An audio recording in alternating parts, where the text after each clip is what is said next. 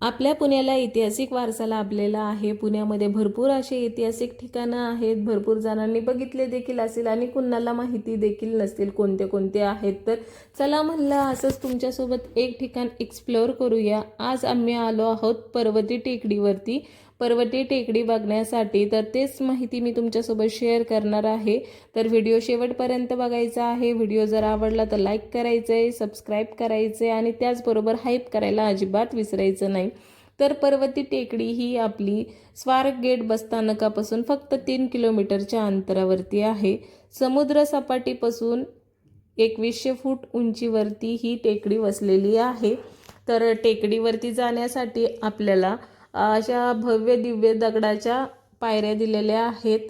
असं देखील म्हणतात पूर्वी पेशवकालीनमध्ये की ह्या पायऱ्यांवरतून हत्ती इझिली ये जा करत होते। तर एवढ्या मोठ्या खरंच त्या पायऱ्या आहेत आणि सध्या पुणेकर याचा उपयोग ट्रेकिंगसाठी पण करतात, वेट लॉस करण्यासाठी देखील करतात। कारण सरळ मार्गाने जाण्यापेक्षा असं पायऱ्यांवरतून गेलं ना तर वेट हे लवकर लूज होतं आणि त्याचबरोबर घाम पण जास्त निघतो।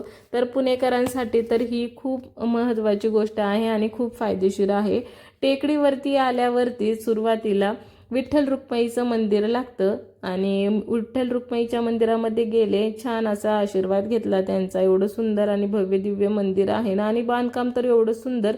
आणि तुम्ही बघतच असाल मंदिरामध्ये किती गर्दी आहे पर्वती टेकडीवरती, कारण सध्या सगळे वारकरी इथे जमलेले होते आणि तुम्ही बघितलंच असेल किती म्हणजे वयस्कर आजोबा होते दोघं, एवढे मस्त फुगडी खेळत होते ना। सगळ्या बायका मिळून पण फुगडी खेळत होता, त्यांचा उत्साह एक वेगळाच होता। किती पायरी म्हणजे दुरून पायऱ्या पण चलत आलेले आणि त्या अगोदर कितीतरी किलोमीटर ते पायी प्रवास करून आलेले, तरी देखील त्यांच्या उत्साहामध्ये अजिबात कमतरता नव्हती आणि वरती आल्यावरती एवढं सुंदर वातावरण होतं ना। त्याचबरोबर ह्या साईडला तुम्ही बघत असाल तर श्रीमंत नानासाहेब पेशवा यांची समाधी आहे। असं म्हणतात पानिपतच्या युद्धात झालेल्या पराभवाचा आणि मराठी सैनिकांच्या मृत्यूचा धक्का नानासाहेब पेशवा यांना सहन झाला नाही आणि त्यामुळे त्यांचा पर्वतीवरच अंत झाला आणि त्यांनी या टेकडीवरच त्यांची समाधी आहे। तर हे बघत असाल तुम्ही तर हीच नानासाहेब पेशवा यांची समाधी आहे। तर हे एवढं सुंदर वाटत होतं ना सगळं वातावरण आणि पेशवांचा इतिहास पण इथे आपल्या डोळ्यासमोर उभा राहिलेला। त्याचबरोबर तुम्हाला दिसत असेल समोरच्या साईडला ना संग्रहालय आहे, पण ते संग्रहालय काही कारणास्तव बंद केलेलं आहे। आणि पर्वतीवरती एवढी वर्दळ असताना देखील तिथली स्वच्छता तर एवढी छान होती ना, जिथे तिचे पाणी पिण्यासाठी सोय होती, वॉशरूमची पण व्यवस्थित व्यवस्था होती।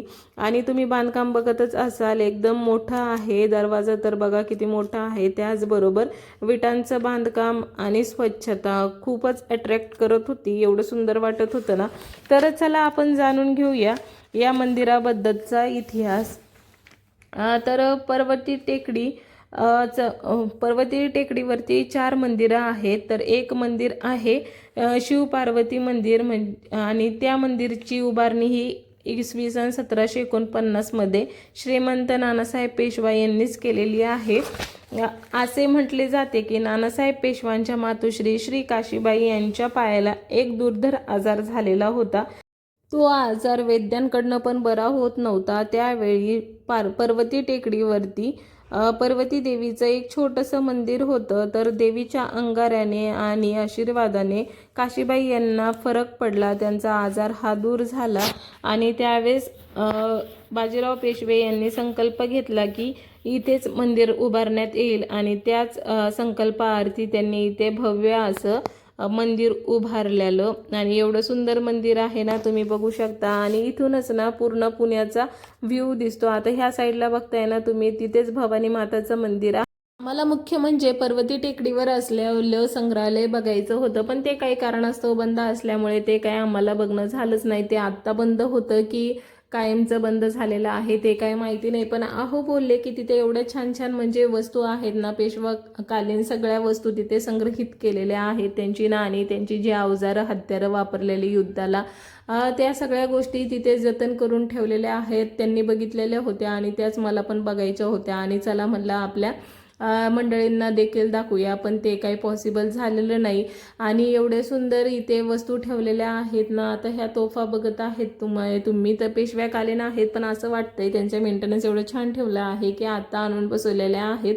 एवढा सुंदर आणि रेखीव परिसर दिसत होता की तिथून परत निघायचं नावच होत नव्हतं. पण आम्हाला आता रिटर्न जायचं होतं, कारण बराच सकाळपासून आलेलो होतो. आणि रस्त्याने जात असताना एवढं सुंदर डेकोरेशन केलेलं होतं ना, विठ्ठल रुक्माईच्या जिथे तिथे मूर्त्या केलेल्या होत्या. आणि त्याचबरोबर सगळ्या वारकऱ्यांना जेवण प्रसाद असं काही देणं चालूच होतं. आणि रस्त्याने जात असतानाच मला हे एफसी रोड दिसला. आता मी पहिल्यांदाच इथे आलेले बरं का.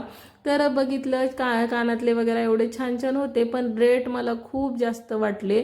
त्यामुळे मी काय तुमच्यासोबत जास्त तिथल्या गोष्टी शेअर केलेल्या नाही आहे. 200 रुपयाला कानातले असं डेली यूजचे असं तिथे होते. तर मला तर खूप हाय रेट वाटले. आणि टॉप ठीक वाटलं त्याचा रेट, पण क्वालिटी काही एवढी चांगली वाटली नाही. त्याच्यामुळे ना फक्त मी आजपर्यंत एफसी रोडला गेलेले नव्हते, त्यामुळे मला ते एक्सप्लोअर करायचंच होतं. पण तिथे गेल्यानंतर ना जे ऐकलेलं होतं ते अजिबात खरं वाटलं नाही. माझ्या मैत्रिणी म्हणायच्या आम्ही एफसी रोडला गेलो आणि तिथं एवढं छान होतं, हे असं होतं तसं होतं.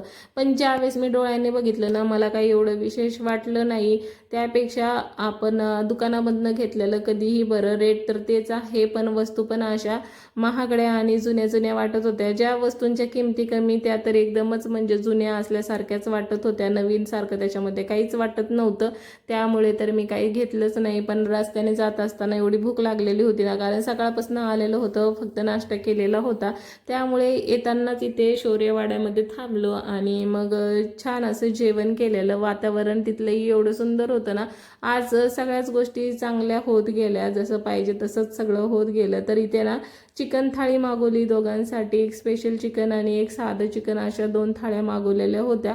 तर टेस्ट खरंच एक नंबर होती. पहिल्यांदा शौर्यवाड्यामधलं जेवण ट्राय केलेलं होतं, तर आम्हाला तर खूप आवडलं. आणि ह्या थाळ्या अनलिमिटेड होत्या, त्यामुळे मस्तच असं जेवण झालेलं. आणि पावसाचं वातावरण झालं, तर भिजत भिजत असं आम्ही घरी जाण्यासाठी निघालो. मंडळी, कसा वाटला तुम्हाला आजचा व्लॉग कमेंटमध्ये नक्कीच सांगा. व्हिडिओ आवडला असेल लाईक करा, शेअर करा आणि आपल्या चॅनलला सबस्क्राईब करायला अजिबात विसरू नका. भेटूया अशाच नवनवीन व्हिडिओमध्ये. तोपर्यंत काळजी घ्या. बाय.